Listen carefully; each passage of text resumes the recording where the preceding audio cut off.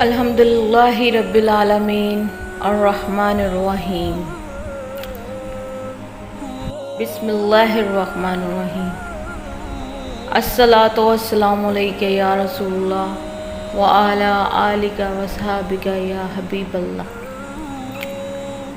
शुरू करती हूँ अल्लाह के नाम से जो बहुत ही मेहरबान रहम करने वाला है। और मैं गवाही देती हूँ कि मोहम्मद पाक सल्लल्लाहु अलैहि वसल्लम अल्लाह के आखिरी रसूल और आखिरी नबी हैं। इनके बाद ना कोई आया है और ना ही कोई आएगा इंशाअल्लाह।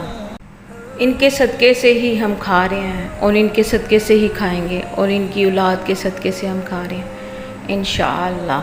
अल्लाह मदद करेगा।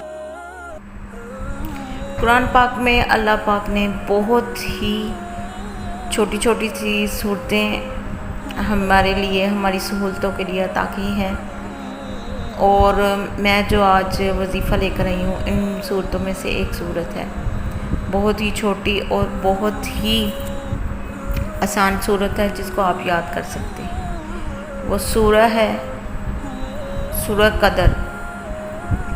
इस सूरत को आपने रात को सोने से पहले पढ़ना है 7 बार, रोज़े की फरावानी के लिए और बनाई से महफूज रखती है ये सूरत। एक और मर्ज़ जिसे लकवा कहते हैं, उस लकवे के मरीज़ भी इससे शफ़ा याब हुए हैं।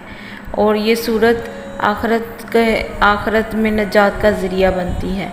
मेरे इस चैनल को सब्सक्राइब कर दें, शेयर करें और इस वीडियो को ज़्यादा से ज़्यादा लाइक करें ताकि दूसरे लोग भी इससे फ़ायदा उठाएं।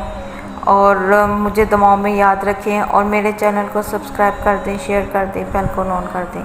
Thank you very much. अल्लाह हाफ़िज़।